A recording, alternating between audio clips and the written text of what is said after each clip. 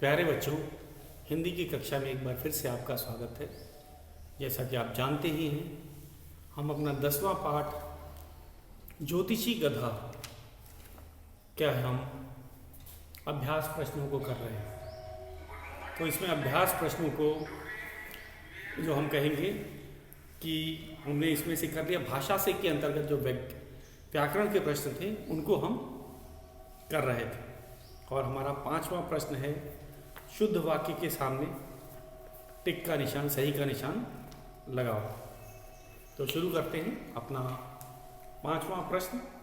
इससे पहले हमने एक बार आपको जो चौथा प्रश्न है उसके बारे में बता दें। कल हमने काल के बारे में आपको बताया था। तो काल क्या होता है, परिभाषा आपको बताई थी, आपने अवश्य इसे याद कर रखा हो। काम के करने या होने का समय काल कहलाता है। काम के करने या होने का समय काल कहलाता है। और काल का निर्धारण जो होता है वो क्रिया से ही होता है। और क्रिया हम जानते हैं, क्रिया की परिभाषा, क्रिया किसी काम के या होने का हमें बोध कराता है। क्रिया जो शब्द होता है वह हमें किसी काम के करने या होने का बोध कराता है। तो जो शब्द हमें किसी काम के करने या होने का बोध कराता है उसे क्रिया कहते हैं। तो क्रिया का रूप ही काल का निर्धारण करता है। ये हमने कल आपको उदाहरण से समझाया था कि इटली में अल्फांसो नामक व्यक्ति रहता था। तो रहता था क्या है, क्रियापद है। और ये हमें बताता है कि ये भूतकाल की क्रिया है। था जो था, जिस वाक्य में था लगा होता है वो हमें बताता है कि यह काम बीते समय को भूतकाल भी कहा जाता है, वो हो चुका है। तो क्रिया हमें काल बताता है। उसी तरह दूसरा है, पत्ता तक नहीं हिल रहा है। हिल रहा है एक क्रियापद है और ये हमें बताता है कि वर्तमान समय में ये काम हो रहा है। वर्तमान मतलब जो समय अभी चल रहा है, बोले जाते समय क्या है, पत्ता तक नहीं हिल रहा है। तो हिल रहा है क्रियापद है जो हमें बताता है कि हम कहेंगे ये वर्तमान काल की क्रिया है। तो क्रिया का जो रूप होता है वो काल का निर्धारण करता है। तो क्रिया बहुत ही ज़रूरी है। हमने बार बार देखा कि क्रिया की जब हम बात करते हैं तो क्रिया का ही रूप काल का निर्धारण करता है। आज ज़रूर बारिश होगी मतलब आगे आने वाले समय में, आने वाला समय भविष्य कहलाता है। तो भविष्यत काल है। तो जो होगी, इससे हमें क्या पता चलता है कि आगे आने वाले समय में वर्षा होगी। तो ये था हमारा, हम कहेंगे काल। तो क्रिया जो है न केवल किसी काम के होने या करने का हमें बताती है, बल्कि वो काम किस समय हुआ है तो समय भी बताती है। तो क्रिया का रूप बहुत ज़रूरी है। और आपको पता है क्रिया, बिना क्रिया के हम वाक्य नहीं लिख सकते। अगर हम वाक्य लिखना चाहते हैं तो क्रिया का तो हमें प्रयोग करना ही होगा। हिंदी में जो है क्रिया वाक्य के अंत में आती है। हिंदी में क्रिया वाक्य के अंत में आती है। ये पहचान होती है क्रिया की कि हम क्रिया वाक्य के अंत में ही आती है। अब आप आ जाते हैं परिभाषा पे। काल की परिभाषा और काल के भेद। अब काल के भेद हम जान गए हैं। काल के 3 भेद होते हैं, भूतकाल, वर्तमान काल, भविष्य काल। भूतकाल का अर्थ है वह समय जो बीत चुका है। वर्तमान जो इस समय चल रहा है उसे वर्तमान काल कहा जाता है। भविष्य काल जो समय आएगा, भविष्य काल आगे आने वाला समय को भविष्य काल कहते हैं। तो ये था हमारी काल के भेद। परिभाषा है, काम के करने या होने का समय काल कहलाता है। काम के करने या होने का समय काल कहलाता है। तो समय जो है, तो क्रिया हमें काम के होने का करने का बोध भी कराती है, उसका समय भी बताती है। वह काम किस समय हुआ है, भूतकाल में, बीते समय में हुआ है, वर्तमान मतलब इस समय, बोले जाते समय हो रहा है, या भविष्य काल आगे आने वाले समय में होगा या उसकी संभावना होगी। तो ये था हमारा चौथा प्रश्न, हमने काल के बारे में इसमें पढ़ा था। अब हम चलते हैं अपने पांचवें प्रश्न में। शुद्ध वाक्य के सामने सही का निशान लगाओ, इसको हम लोग कर लेते हैं। इसमें हमें शुद्ध वाक्यों को पहचानना। तो व्याकरण में अगर हम वाक्य, आपको बताए थे व्याकरण के 3 भेद होते हैं, वर्ण विचार, शब्द विचार और वाक्य विचार। अगर हम वाक्यों की अशुद्धि अगर हम पहचान लेते हैं तो ये भी एक, हम कहेंगे हमें अच्छा भाषा पे अच्छा ज्ञान है, अच्छी पकड़ है। तो वाक्यों की अशुद्धि भी हमें निकालनी आनी चाहिए, हमें पता होना चाहिए कि इसमें अशुद्धि क्या है। तो हम लिखते हैं, अपने करते हैं अपना 5वां प्रश्न। हमारा 5वां प्रश्न है, शुद्ध वाक्य के सामने टिक लगाओ। प्रश्न है 5, शुद्ध वाक्य के आगे, शुद्ध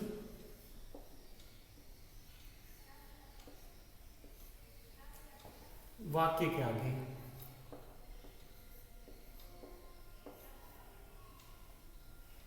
के सामने, के सामने, शुद्ध वाक्य के सामने सही का निशान, टिक का निशान लगाओ।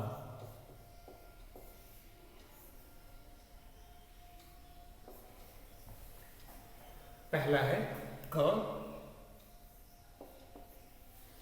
तो इसमें 3 वाक्य दे रखे हैं बच्चों, और इसमें एक वाक्य ही सही है। तो हमें सही वाक्य की पहचान करनी है। अल्फांसो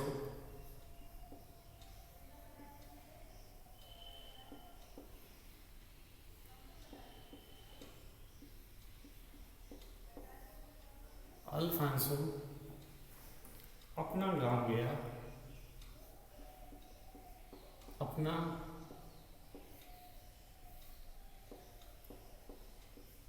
गांव गया, पूर्ण विराम। दूसरा है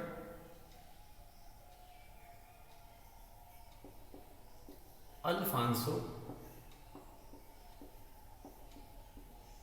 ये पाठ के ही वाक्य हैं। अल्फांसो अपनी गांव, अपनी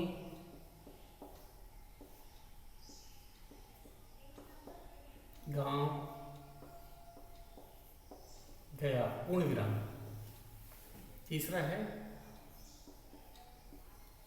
अल्फांसो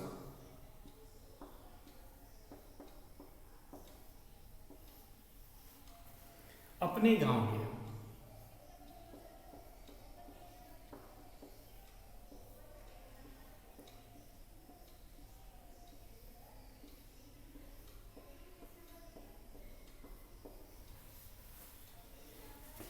इसमें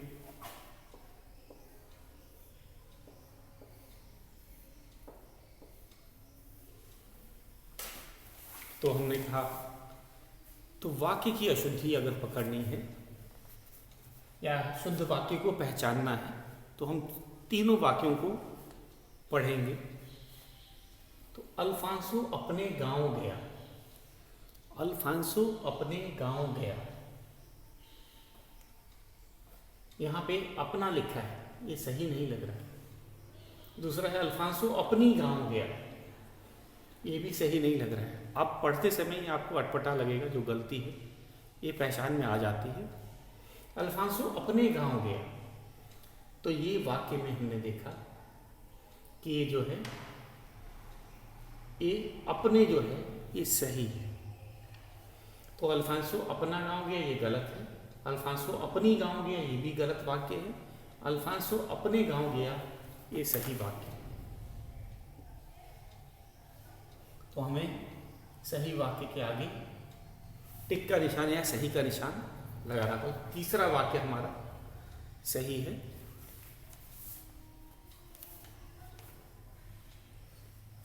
इसे आप अपने पाठ्य पुस्तक में ही कर लेंगे क्योंकि जगह दिया हुआ है।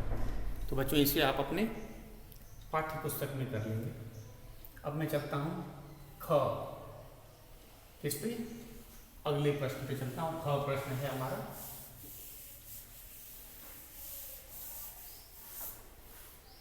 ख प्रश्न है।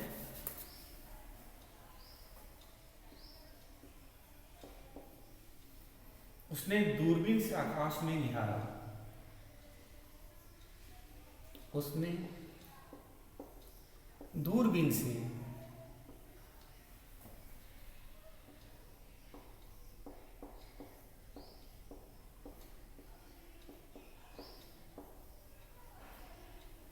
आकाश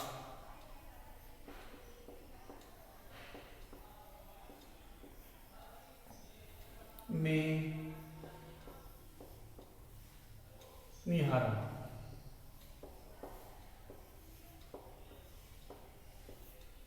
पूर्ण विराम।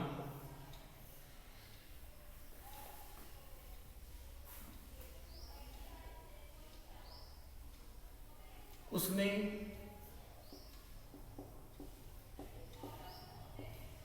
दूरबीन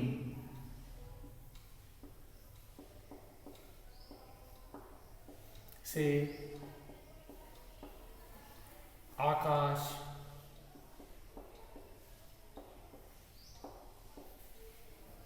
को निहारा। पूर्ण विराम। तीसरा वाक्य है, उसने दूरबीन से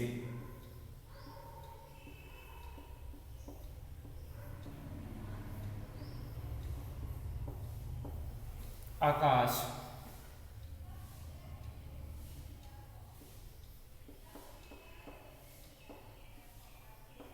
पर निहारा।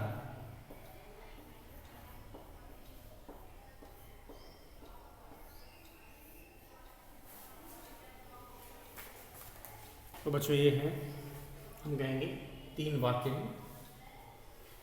उसने दूरबीन से आकाश में निहारा। अब में को पर अगर देखा जाए, में को पर, इसको हमें देखना है इनमें कौन सा सही शब्द है। उसने दूरबीन से आकाश को निहारा। आकाश में, ये में का अर्थ होता है किसी अंदर की चीज को हम बोलते हैं, और पर ऊपर के लिए कहा जाए। आकाश पर निहारा किसी,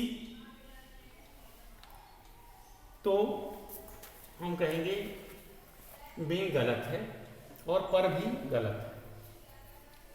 में आकाश को निहारा ये सही है। उसने दूरबीन से आकाश में निहारा ये गलत है।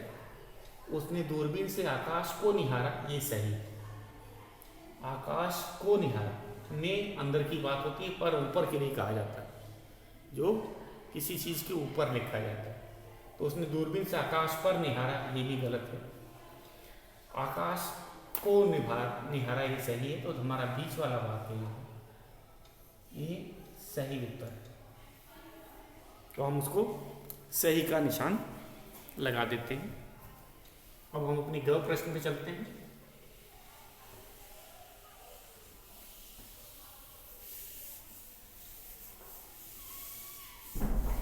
हमारा ग प्रश्न है, बाढ़ से, ग है, ग बाढ़ में,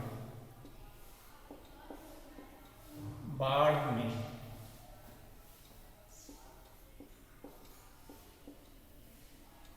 उसकी सारी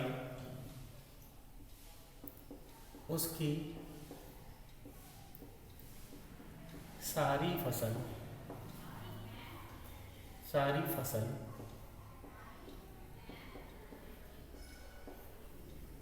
बह गया। बह गया।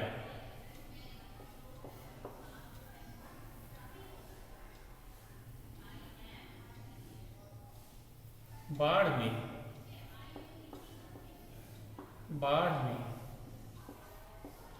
उसका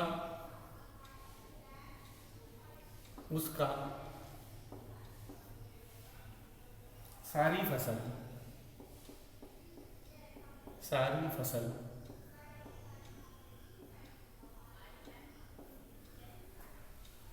बह गया।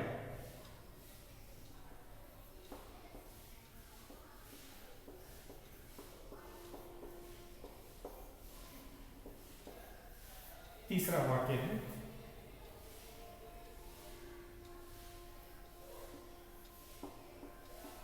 बाढ़ में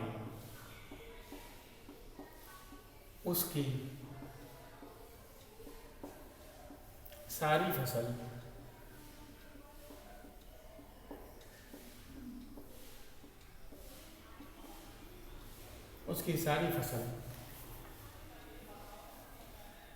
बह गई।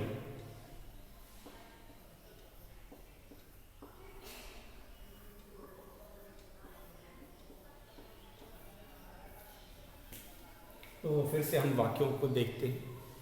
वाक्यों को देखने से हमें पता चल जाएगा। बाढ़ में उसकी सारी फसल बह गया, तो फसल बह गया नहीं होता, ये गई में आएगा। दूसरे वाले में देखो, बाढ़ में उसका सारी फसल बह गया, ये भी गलत है। बाढ़ में उसकी सारी फसल बह गई, ये सही। तो इसको हम सही का निशान लगा देंगे। तीसरा जो विकल्प है, बाढ़ में उसकी सारी फसल बह गई, तो ये था हमारा, हम कहेंगे सही वाक्य। एक और घ भाग बचा है, उसको भी हम कर लेते हैं। तो बच्चों, इसका पढ़ने का तरीका है, आप इसको पढ़ेंगे तो आपको स्वयं पता चल जाएगा कौन सा सही है। तो बाढ़ में उसकी सारी फसल, एक उसकी किसके लिए आई थी? अल्फांसो के लिए है। सारी फसल बह गया, फसल बह जाती है, बह गई होती है। फसल जो है स्त्रीलिंग होता है, फसल काटी जाती है, बह जाती है। तो ये गया पुल्लिंग के लिए आता है, ये आपको पता है। फसल स्त्रीलिंग है, फसल को काटी जाती है, काटा नहीं जाता है, और बह जाती है। बाढ़ में उसका सारा फसल बह गया, ये भी पुल्लिंग ही है। लेकिन बाढ़ में उसकी सारी फसल बह गई, ये ज़्यादा सही है। तो तीसरा वाला हमने सही विकल्प लगाया है। इस प्रश्न का एक और भाग है घ, हम उसको भी कर लेते हैं। तो शुद्ध वाक्य की पहचान हम लोग कर रहे हैं। 3 विकल्प है और उसमें एक शुद्ध होता है। तो ये है घ। इसमें भी हमें 3 वाक्य दिए हैं, उसमें एक ही वाक्य शुद्ध है।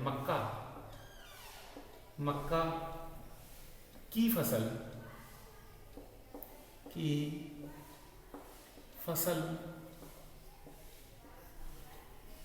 अभी अभी काटी थी, अभी अभी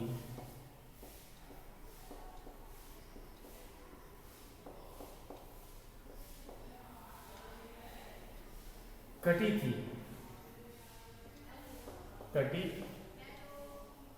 थी, पूर्ण विराम। मक्का की फसल अभी अभी कटी थी,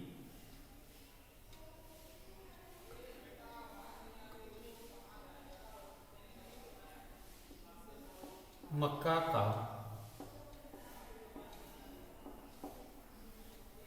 फसल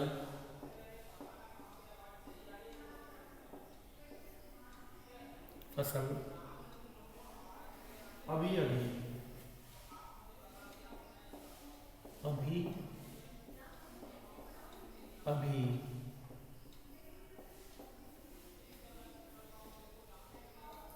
कटी थी। उसके बाद आते हैं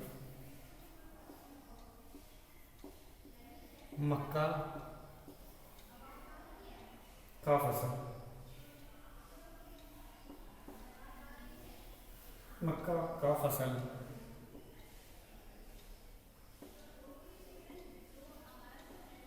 अभी अभी अभी अभी कटा था।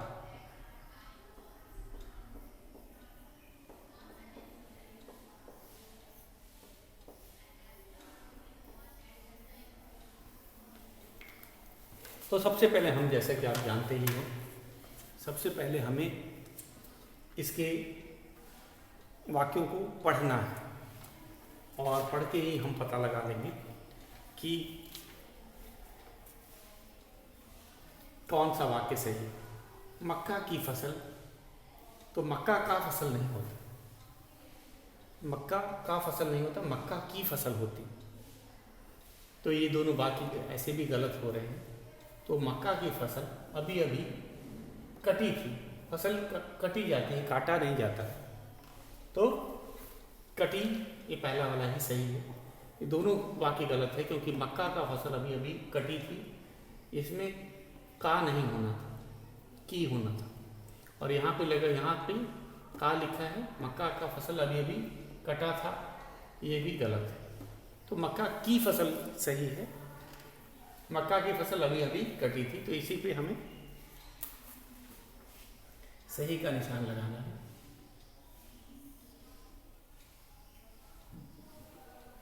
तो आप भी बच्चों इसे बुक में ही करेंगे और सही का निशान लगा दीजिए।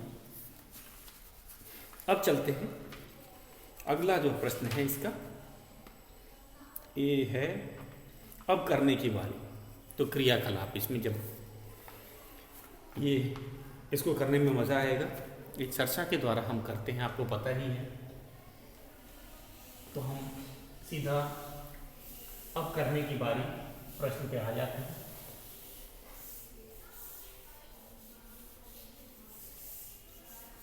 हमारा प्रश्न है अब करने की बारी। जैसा कि आपको पता है, हम कोई प्रश्न छोड़ते नहीं, अब करने की बारी। और इसका पहला है प्रभाग। इसमें है प्राकृतिक आपदाओं जैसे भूचाल, बाढ़, तूफान, सुनामी आदि से कैसे बचा जा सकता है, इसके लिए क्या क्या तैयारी करनी चाहिए, इस बारे में कक्षा में चर्चा करो। तो बच्चों, ये ऑनलाइन क्लास में हम इसे कुछ चर्चा वाला प्रश्न है, इसको करेंगे। लेकिन कुछ बातें आपको जैसे ध्यान में रखनी है कि जैसे इसमें सबके लिए अलग अलग है जो प्रयास है, बचने के लिए अलग अलग प्रयास करने के। जैसे सुनामी का खतरा, जिस समय हम वाराणसी में हैं, मैदानी क्षेत्र में है, यहाँ पे सुनामी का खतरा नहीं रहता। तो सुनामी केवल तटीय क्षेत्रों में ही आता है। जब भूकंप आता है तो समुद्र की जो लहरें बहुत ऊंची ऊंची उठती हैं और वो, हम कहेंगे, स्थल के अंदर तक आ जाती हैं। वह काफ़ी अंदर तक आ जाती हैं और अपने साथ जो पास के घरों को डुबाते हुए आ जाती हैं और उससे काफ़ी जन और धन की हानि हुई। तो सुनामी का अलग से है, हम कहेंगे। तो सभी के लिए, तूफान के लिए अलग है, बाढ़ के लिए अलग है, भूचाल के लिए अलग है। जैसे भूचाल के लिए आपको पता है, हमें ऊंची इमारतों से, पेड़ों से दूर हटके खुले स्थान पे चले जाना चाहिए। जो इसका बचाव का क्या तरीका है, जैसे ही हमें पता चलता है कि पंखे हिल रहे हैं, दीवार या खिड़कियां हिल रही हैं, तो हमें तुरंत अपने इमारत को छोड़ करके बाहर निकल आना चाहिए और खुले स्थान में जाके खड़े हो जाना चाहिए। ये बचाव का तरीका है। तो इसमें क्या है, इसमें बिल्डिंगें टूट जाती हैं, पेड़ गिर जाते हैं, इसीलिए पेड़ के नीचे भी नहीं रहा जाता।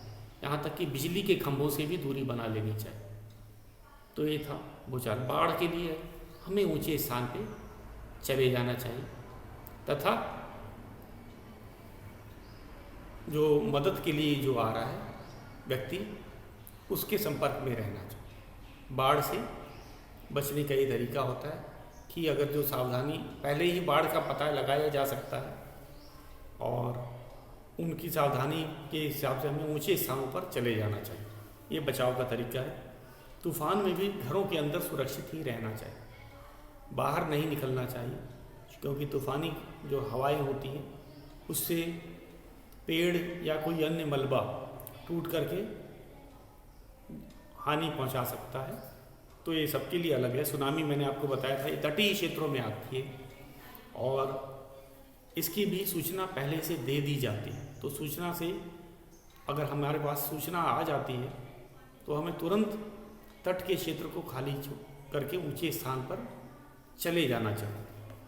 तो हम कक्षा में इस पर चर्चा करेंगे कि ये सब प्राकृतिक आपदाएं होती हैं। प्राकृतिक मतलब मनुष्य द्वारा नहीं होती। जैसे तूफान कौन लाता है? वो हवाएं लाती हैं और कहते हैं प्रकृति से ही होती हैं। भूचाल के बारे में भी जमीन के अंदर ये हलचल होने वाली हलचल भूचाल, इंग्लिश में अर्थक्वेक कहते हैं। तो इसके बारे में भी हम अनुमान नहीं लगा सकते और इसी कारण से इसको भी प्राकृतिक आपदाओं में ही गिना जाता है। तूफान का हमें अब विज्ञान की मदद से, सैटेलाइट्स की मदद से हम तूफान की सूचना हमें कभी कभी 2 दिन 3 दिन, कभी कभी तो 1 हफ्ते पहले इसकी सूचना मिल जाती है। तो हमें सुरक्षित स्थान पर चला जाना चाहिए तथा जो प्रशासन द्वारा जो गाइडलाइंस दी जाती हैं, जानकारी दी जाती है, उसका कठोरता से पालन करना चाहिए। तो तूफान, सुनामी, बाढ़, भूकंप, हम इसको ऑनलाइन क्लास में चर्चा करेंगे। अब चलते हैं शब्द अंताक्षरी। ये हमारा ख है। ये आप शब्द अंताक्षरी भी बहुत सही है, अच्छी आसानी से आप कर सकते हो। इसमें है होता क्या है? ख शब्द अंताक्षरी।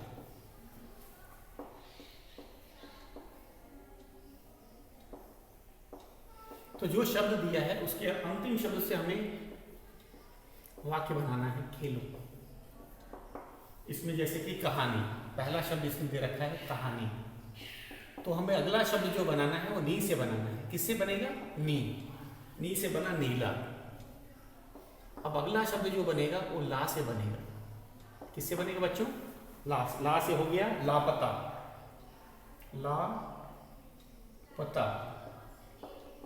और उसके बाद अगला शब्द बनेगा ता से बनेगा। ता से क्या बनेगा? जैसे तारा। अब इसके अगला वाला शब्द है, अब ये बनेगा रा से। तो रा से क्या बना? रा से बना रानी। अब अगला शब्द बनेगा नी से बनेगा। नी से क्या बना? नीर। पानी को नीर भी कहते हैं, आपको पता है। तो इसी तरह कोई भी शब्द बना सकते हो। अब र से बना रस।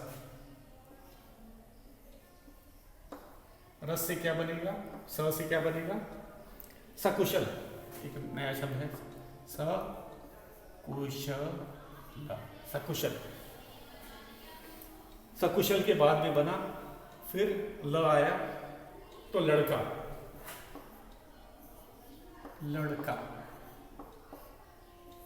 अगर हम अंदर भी इसको लेके चलते हैं तो का से बना काल, फिर ल आ गया, ल से बना लय। अब य से बना यश। ये कितना भी हम ले सकते हैं। श से बना शहद। और यहीं पे हम रोक देते हैं। ये शब्द अंताक्षरी, आप इसे और लंबा खींच सकते हो। अब आ जाते हैं ग। हमारा ग बहुत अच्छा आसान है। बिंदु मिलाकर गधे का चित्र पूरा करो और रंग भरो, उसका नाम भी लिखो। तो गधे का नाम क्या है? क्रिस्टियानो का गधा। गधे का नाम क्या है?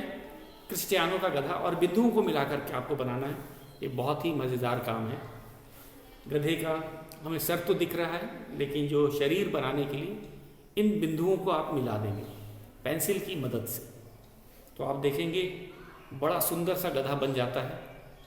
उसके पैर, उसकी दुम और उसका नाम भी लिखना है। तो गधे का नाम क्या था? ज्योतिषी गधा भी लिख सकते हो या क्रिस्टियानो का गधा, दोनों ही सही। तो ये आप पे छोड़ा, आप उस पर गधे का क्या नाम लिखते। तो आज के लिए बस इतना। अब हम अपना 11वां पाठ करेंगे, आज के लिए बस इतना है।